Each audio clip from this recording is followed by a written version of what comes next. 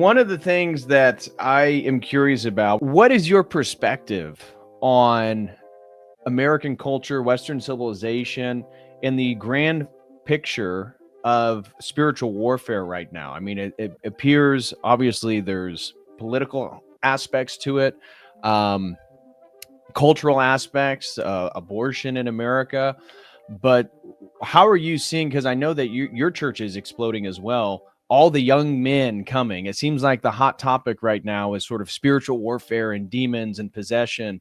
Yeah. Well, I think the first thing is, we've been going through some of Father Seraphim's survival course here in the parish, and what he really narrows down to the nugget of where Western civilization has gone wrong is in the schism itself, right? 1054, and things sort of devolving in the West since that time, and that we've inherited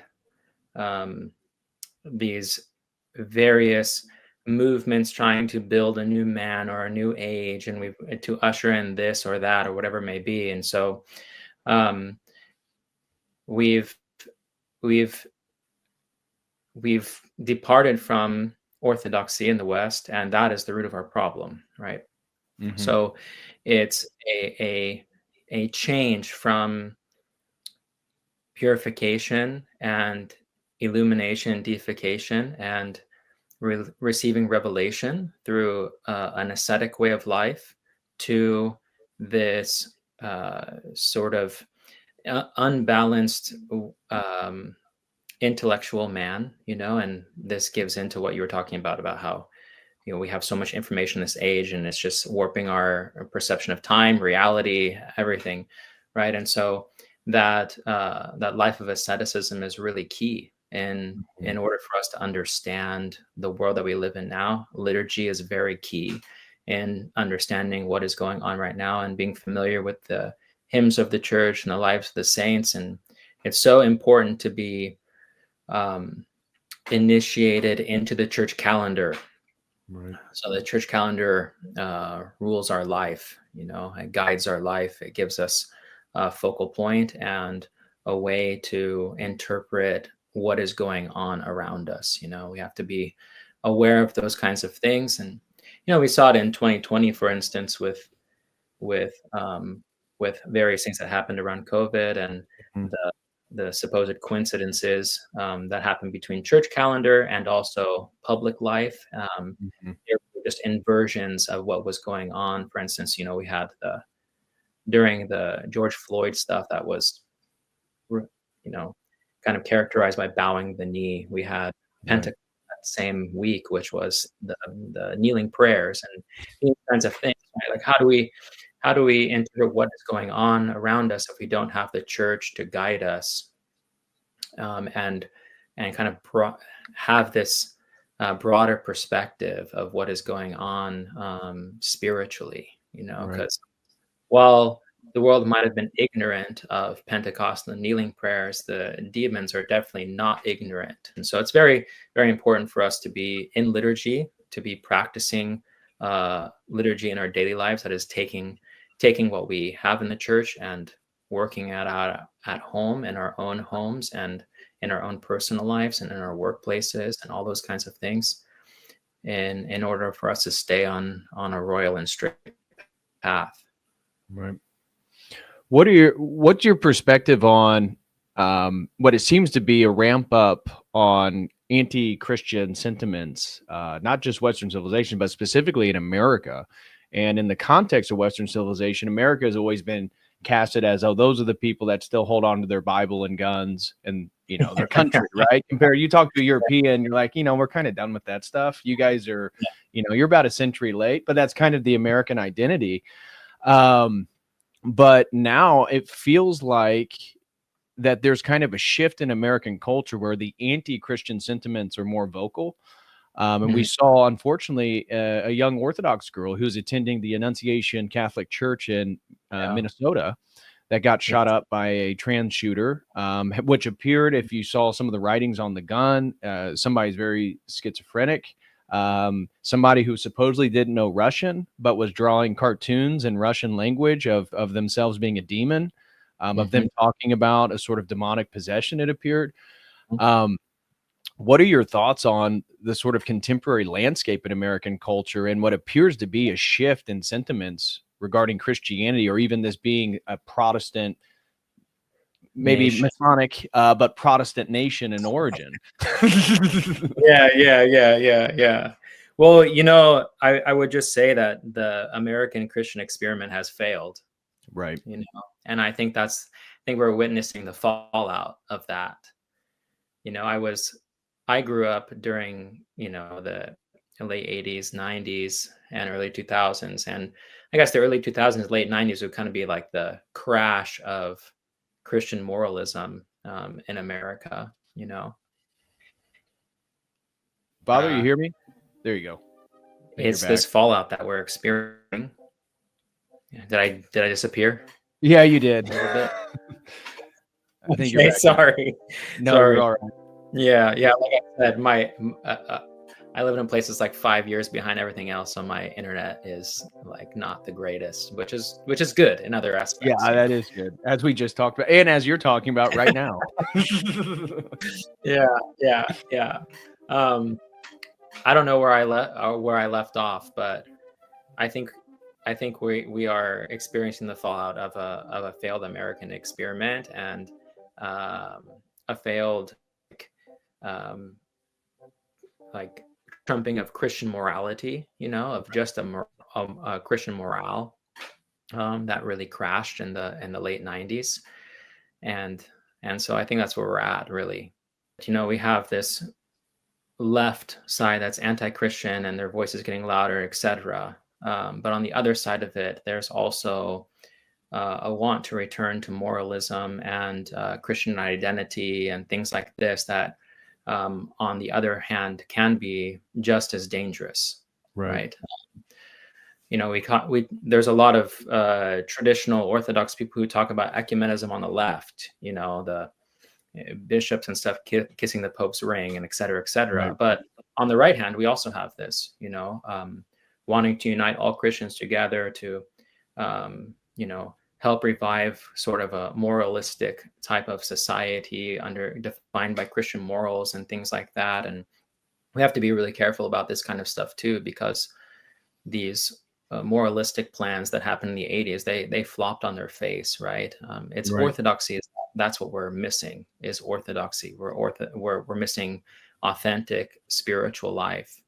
And the problems that we see around us, of course, we know from history and from the church's teachings, they're not going to be solved by a political leader on the right or a political leader on the left. We're in a place where we have completely demolished all and dismantled just all aspects of authentic spirituality, and that is the ascetical life, you know, and the liturgical life in the church.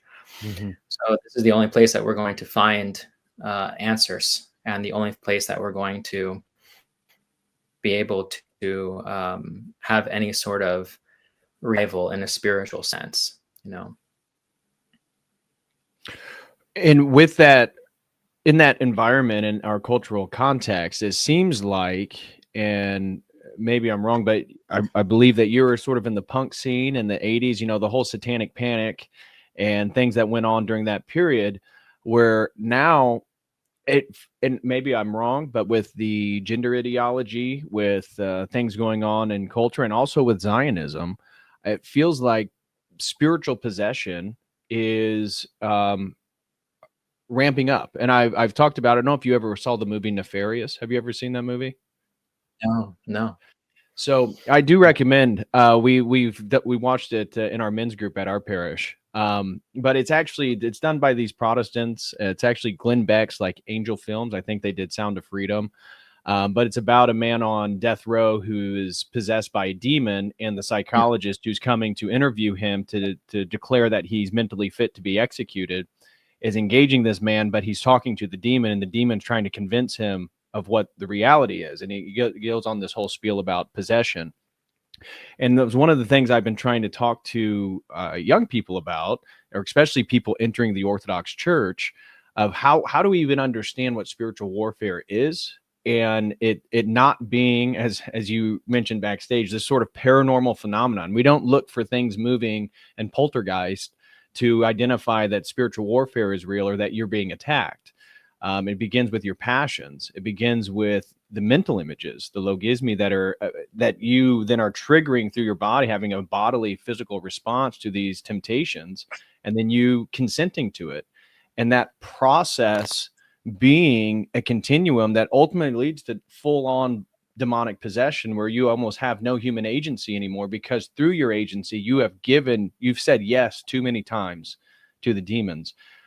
Could you speak a little bit about how we as Orthodox Christians understand demonic possession and what that process is, and it being a real thing? This isn't, this isn't like the movie Fallen, where somebody touches you with a the demon spirit and all of a sudden that person's possessed. No, this is a willful exchange. Yeah. It's a granting of permission on the part of an individual. Spiritual warfare is happening around us all of the time. It's in us all of the time. The fathers say that the battlefield is the heart of man, right? And like you said, it all begins with the thoughts. And these thoughts first begin as temptations or whisperings, and then they become coupled, as the fathers say, where we begin to dialogue with them and become actions. And there's this whole path that the fathers talk about as it gets progressively worse and worse. When a passion becomes a passion is when we're basically addicted to or possessed by that inclination, and the work of the church is to help to root out those passions, to heal us of the passions, so that we can become free. While the world teaches us that the passions are what defines us and what grants us freedom, we know in the church and through human history as well, and even in modern history, of course, that the passions lead to really inner enslavement, right? And slavery of the heart. And demonic possession is it is something that takes place when a person consents by will over and over again to the passions, but also takes it step further in engagement with the devil and the demons. And that is really where the tables can turn, right? And of course, we see in the past 10 years an explosion in interest in the occult, Right. And Yeah. that was really exacerbated by COVID itself. And Father Seraphim kind of traces this through history too. Whenever there is a lean to like materialistic science or supposed materialistic science, there's a void that is created, and